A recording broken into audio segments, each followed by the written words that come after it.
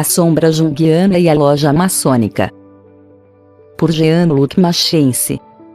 A sombra, esse conceito que designa a face sombria e oculta da personalidade, a parte inferior, a qual envolve, de certa forma, em seu manto inquietante e obscura a totalidade de todos os materiais psíquicos do reino do inconsciente, está presente, de maneira aberta ou em filigrana, em toda a obra de Jung.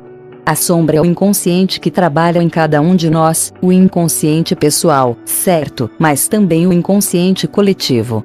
É realmente isso, esse mundo quase ignorado que pode emergir de maneira inesperada e às vezes inquietante em uma reunião maçônica na loja. Com ou sem egrégora. 1. Jung escreve nitidamente: os conteúdos do inconsciente pessoal são aquisições da vida individual, enquanto aqueles do inconsciente coletivo são arquétipos que têm uma existência permanente e a priori. Assim, a sombra é um problema moral. Ela coloca em jogo a globalidade da personalidade do eu. Ninguém pode perceber a sombra sem um emprego considerável de firmeza moral, acrescenta o mestre. 2. Eis realmente o ato que consiste em reconhecer a existência real dos aspectos obscuros da personalidade, o ato que permanece o fundamento indispensável de todo modo de conhecimento de si, e, consequentemente, confronta-se, via de regra, a uma resistência considerável. Tanto na psicoterapia como na loja maçônica, quando os irmãos trabalham aceitando a dialética do eu e do inconsciente, trata-se realmente de concretizar uma das mais célebres máximas inscritas no frontão do templo de Delfos, a saber, Gnoti Sauton, isto é, conhece-te a ti mesmo. Esse trabalho pode levar, com a ajuda de Sócrates ou não, longos anos, exigentes e apaixonantes como toda a exploração de si mesmo e de suas relações com o outro e o outro. Consequentemente, Charles Baldwin, 1893-1963, antigo diretor do Instituto de Psicoterapia de Gênova, tem razão ao ressaltar que a expressão sombra, com ou sem maiúscula, não é somente uma espécie de linguagem figurada, porém, muito mais do que isso. Ela designa uma dessas personificações espontâneas cujo segredo o mundo onírico tem. Com efeito, o alter ego ou duplo muitas vezes encontra seu estranho lugar na literatura. Um dos exemplos mais marcantes é provavelmente esse magnífico poema de Alfred Musset, Noite de Dezembro, que retoma, como uma espécie de leitmotiv obsedante, o símbolo desse estranho vestido de negro que se assemelha a mim como um irmão. Esse conviva vem misteriosamente se colocar ao lado do homem ao longo de seu processo de crescimento. Quando Musset é aluno, seu duplo é uma pobre criança vestida de negro. Ele se torna um jovem rapaz quando o poeta completa seus 15 anos, depois, estranho na idade em que se crê no amor, depois, conviva na idade em que se é libertino, depois, órfão à noite. Anjo ou demônio, quem é no fundo essa sombra amiga? Não é ela realmente a face humana e suas mentiras? Quem é, portanto, essa sombra do romântico Musset que lhe sorri sem compartilhar sua alegria e o lamenta sem consolá-lo? Seria um sonho vão? Seria minha própria imagem que percebo nesse espelho. E um pouco mais adiante, quem é, portanto, tu, espectro de minha juventude peregrino que nada cansou? Pergunta o poeta. De fato, Musset, mais visionário do que parece, evoca a sombra de Jung antes do nascimento deste último. E a sombra muitas vezes toma o aspecto de um personagem velado, obscuro, da cor do cinza, do vago, do indistinto. Pode ser stricto sem sua sombra que a silhueta do homem forma sob o sol. Mas, na realidade, raramente é tão simples. A sombra é mais do que um visitante solitário. É uma onipresença plena de ambiguidade e nem sempre reconhecida ou declarada. E a confrontação com a sombra, em psicanálise, é um difícil e às vezes trágico duelo entre o analisado e o lado sombrio de si mesmo. Mas a sombra não é realmente o mal, quando se acredita, por exemplo, em Charles Baldwin, grande admirador, leitor e comentarista de Jung. É muito mais o recalcado. Sim, a sombra pode apresentar uma variante positiva e uma outra negativa. Aliás, Jung a estigmatiza quando escreve: se as tendências recalcadas da sombra só fossem más, não existiria nenhum problema. Ora, a sombra é, em regra geral, somente alguma coisa inferior, primitiva, inadaptada e infeliz, mas não absolutamente má. Ela contém mesmo algumas qualidades infantis ou primitivas que poderiam em certa medida reavivar e embelezar a existência humana.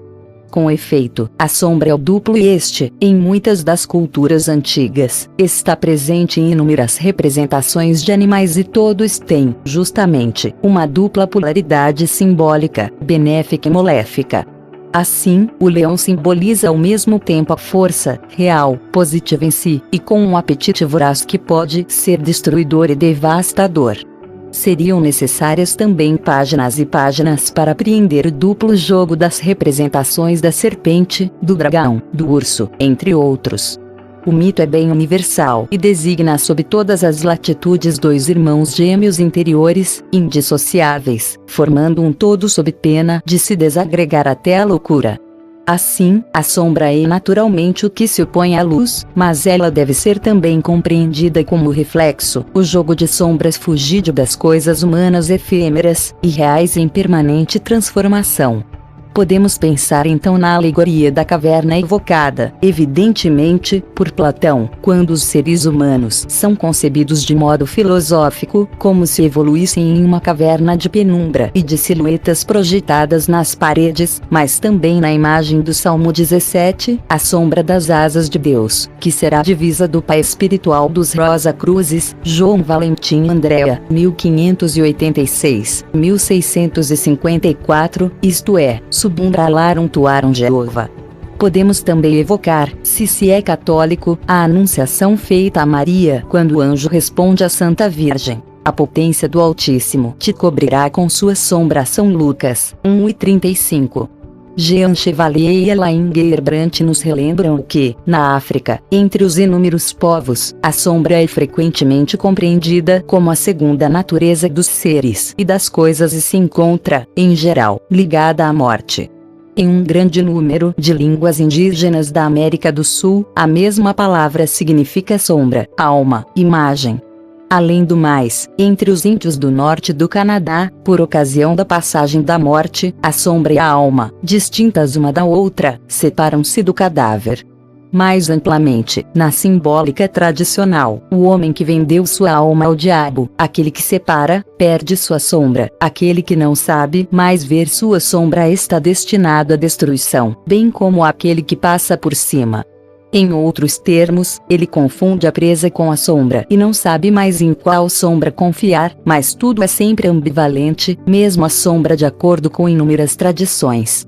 E parece que, na China, se distanciar de sua sombra significa que, a partir disso, se está transparente a toda a luz, o que é um mérito supremo, e, para alguns gnósticos, que a alma humana não tem mais a sombra de uma sombra quando se realizou totalmente sob o poder da luz sobrenatural. Em resumo, sempre se trata de analisar a sombra, sem ocultá-la, para dali extrair uma certa compreensão esclarecedora. Pode-se então adivinhar, e a observação supera em muito um simples desejo comparativo, tanto na psicologia das profundezas quanto na loja, quando o aprendiz quer talhar sua própria pedra bruta para talvez torná-la, um dia, cúbica, e, portanto, passível de melhor se ajustar, de se apoiar, no templo da humanidade inteira. Devolver a sombra à nossa consciência torna-se o objetivo tanto da análise quanto do trabalho maçônico. A relação entre a dimensão simbólica e a análise especulativa é decididamente sempre viva e primordial.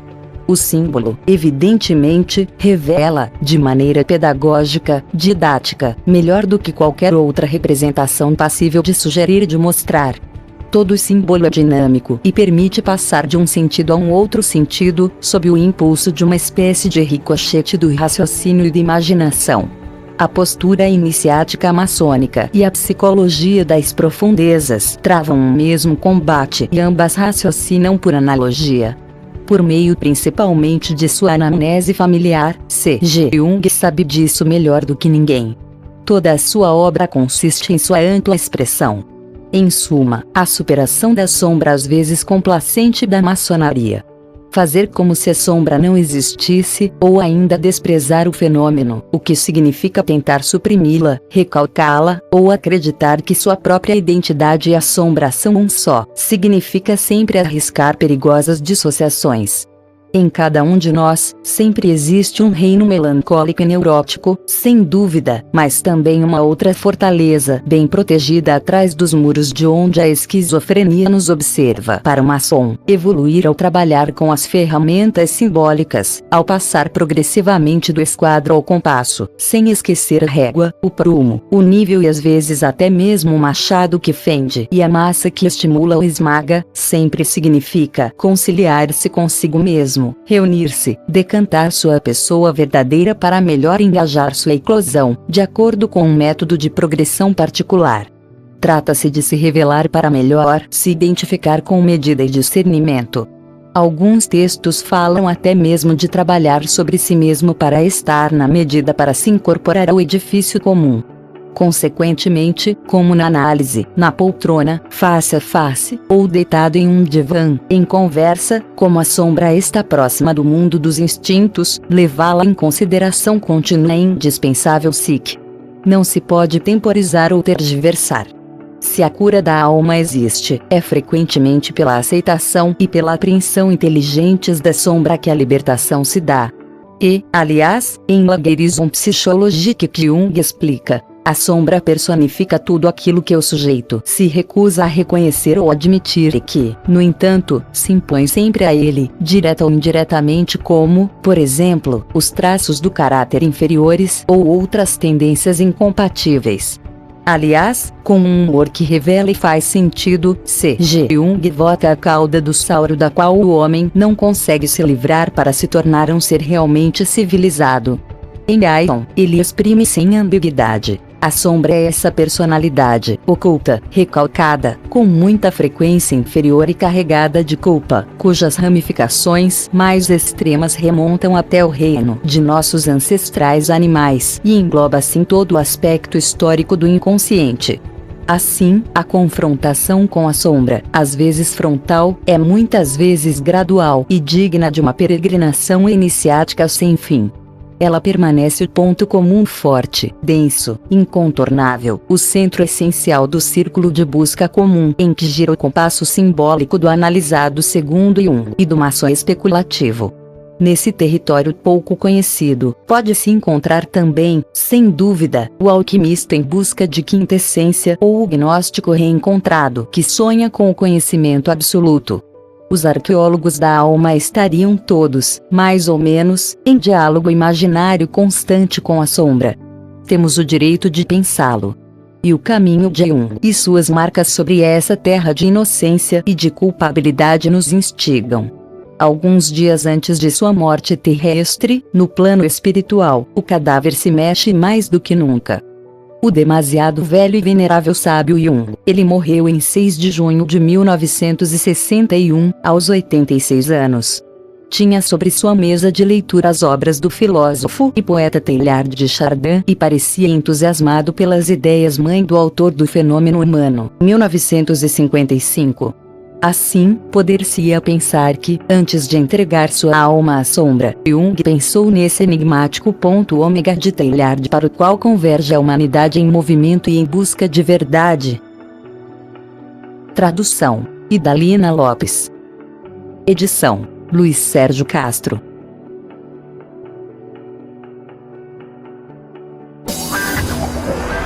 Inscreva-se no nosso canal e acione o sininho para receber novos vídeos.